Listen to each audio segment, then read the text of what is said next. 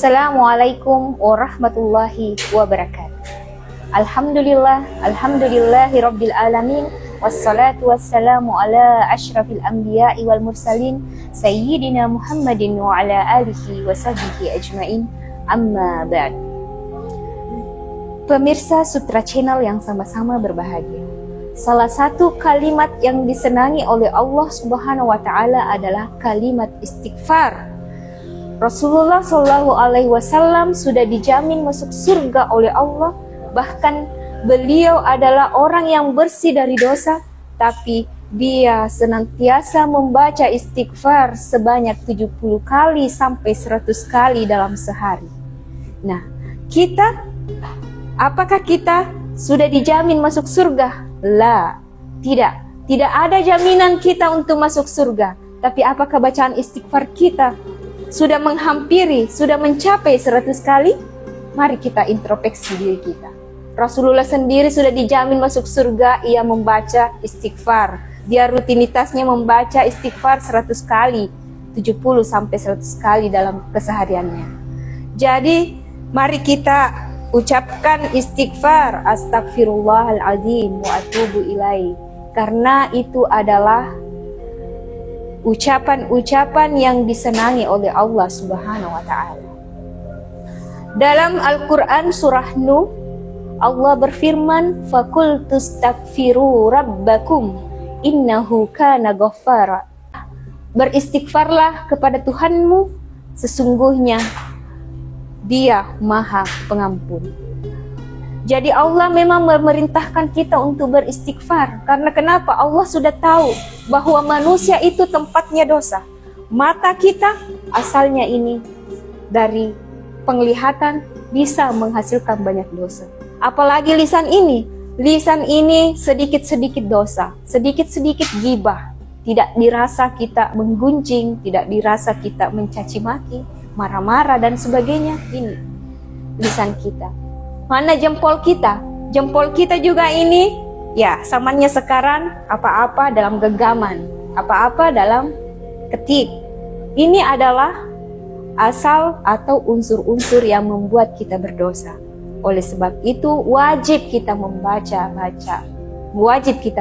istighfar. Ya. Kenapa wajib? Karena kita adalah tempatnya kesalahan, tempatnya hilaf. Kemudian sunnah juga kita membaca istighfar setiap selesai melakukan kebaikan-kebaikan. Bahkan di setiap pertemuan-pertemuan, di setiap kajian-kajian yang pernah kita ikuti, di setiap ada pertemuan, kita harus membaca doa kafaratul majlis. Dan doa kafaratul majlis itu ada bacaan istighfar. Ya, subhanakallahumma wa bihamdik asyhadu an la ilaha illa anta astaghfiruka wa atubu ilaik. Jadi dimanapun kita berkumpul, mau kita kumpul di kafe, di tempat arisan, di rumah-rumah, pokoknya dimanapun kita berkumpul, asalkan kita mau meninggalkan tempat, usahakan baca doa kafaratul majlis, doa penggugur dosa-dosa. Karena kita tidak mengetahui di dalam perkumpulan-perkumpulan kita ada dosa yang telah kita lakukan. Kita tidak menyadari. Ya. Kemudian salah satu keutamaan istighfar itu adalah memperlancar rezeki. Ya. Ini bukan saya yang mengatakan, tapi Al-Quran. Allah sendiri yang mengatakan bahwa istighfarlah kalian.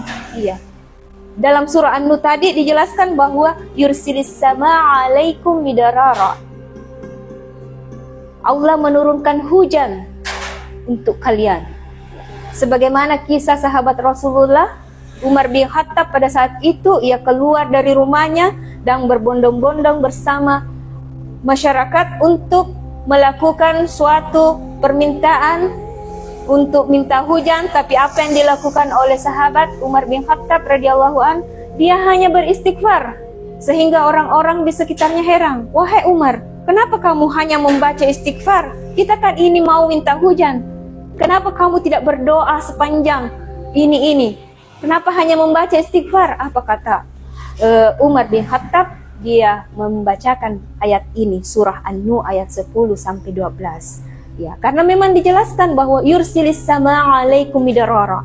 Allah menurunkan hujan dari langit untuk kalian ketika kalian beristighfar. Ya. Sama halnya salah satu kisah ya sahabat Rasulullah yaitu Imam Hasan Al-Basri. Ketika itu masa paceklik, kekeringan, kemiskinan banyak di mana-mana sehingga dia didatangi oleh orang-orang untuk meminta doa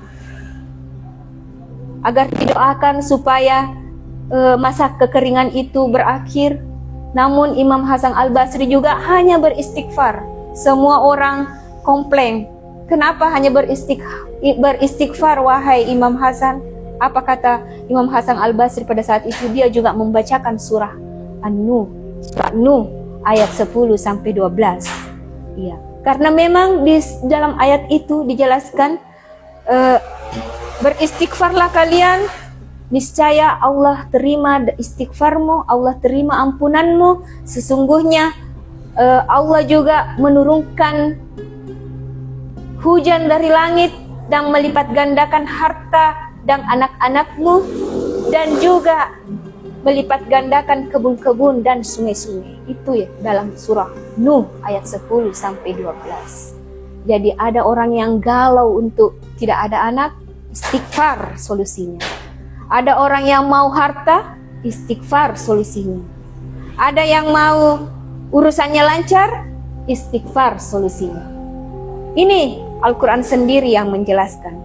Ya, Allah sendiri yang meminta kita untuk beristighfar karena Allah itu luas ampunannya. Jadi ketika kita melakukan suatu kesalahan, jangan langsung putus asa. Jangan langsung putus asa bahwa kita adalah pendosa, kita tidak mau hijrah, tidak. Karena Allah itu luas pengampunannya. Iya. Jadi kita harus selalu beristighfar. Ada satu kisah tentang istighfar ini. Keajaiban istighfar mendatangkan rezeki. Kenapa? Rezeki, ada satu kisah sebuah pembuat roti. Dia selama ini menjadikan istighfar itu adalah amalannya dalam membuat roti. Dan pada saat itu ada satu keinginannya yang belum tercapai sampai sekian tahun. Tapi dia tetap mengamalkan istighfar. Dan dengan istighfar ini, Allah mengirimkan apa yang diinginkan selama ini terkabul. Yang pada saat itu seorang Imam Ahmad ingin berjalan ke suatu daerah yang sangat jauh. Dan tiba-tiba dia sampai di suatu daerah dan ingin istirahat karena sudah sangat kelelahan. Dia istirahat di masjid. Tapi pada saat itu dia dilarang istirahat sama marbot masjid. Katanya tidak boleh tidur di masjid ini. Dan pada saat itu ada seorang tua, datanglah seorang tua ini yang pembuat roti ini menawarkan rumahnya untuk ditempati oleh Imam Ahmad untuk beristirahat. Pada saat itu pembuat roti ini tidak tahu kalau yang dipanggil ini adalah Imam Ahmad. Dan saat malamnya membuat roti istighfar, dia ditanya kepada Imam Ahmad, wahai pembuat roti, apakah kamu selalu membaca istighfar? Jawabnya, iya, saya selalu membaca istighfar setiap saat. Kemudian dijawab lagi, lalu apa yang kau dapatkan selama ini semenjak membaca istighfar? Si pembuat roti mengatakan, banyak sekali yang saya dapatkan, tapi semua keinginan saya dapatkan kecuali satu. Saya ingin ketemu dengan Imam Ahmad, tapi sampai sekarang belum. Masya Allah, luar biasa. Langsung Imam Ahmad memeluk seorang pembuat roti tersebut. Karena kenapa? Dengan bacaan istighfarnya, Allah mengirimkan dengan tanpa sengaja, Allah mengirimkan Imam Ahmad langsung bertemu dengan pembuat roti. Itulah salah satu dahsyatnya istighfar. Jadi hadirin dan hadirat, kita basahi lisan ini dengan istighfar. Sebagai seorang ibu rumah tangga, jangan pernah luput dari bacaan istighfar. Kita menyapu, kita menyiapkan makanan, kita menyiapkan masakan untuk anak-anak kita, untuk istri kita, untuk suami kita, baca istighfar. Kita cuci piring, mencuci pakaian, baca istighfar. Karena istighfar itu adalah pembuka rezeki dan pelancar segala urusan. Jadi solusinya setiap kita dapat masalah, baca istighfar. Hadirin dan hadirat yang berbahagia. Kita diajarkan ada satu hal yang diajarkan, ada satu hal yang paling bagus kita baca, yaitu penghulu istighfar. Ya. rajanya istighfar. Ya, siapa yang membacanya di pagi hari kemudian meninggal di sore harinya, maka dia dijamin masuk surga. Dan siapa yang membaca penghulu istighfar ini di sore hari dan meninggal di malam harinya, maka dia dijamin masuk surga. Apakah bacaan Sayyidul Istighfar itu? Allahumma anta rabbi la ilaha illa anta khalaqtani wa ana ala ahdika wa wa'dika mastata'tu a'udzu bika min syarri ma sana'tu abu'u laka bi ni'matika alayya wa abu'u bi dzambi faghfirli fa innahu la yaghfiru dzunuba illa anta. Itulah bacaan Sayyidul Istighfar.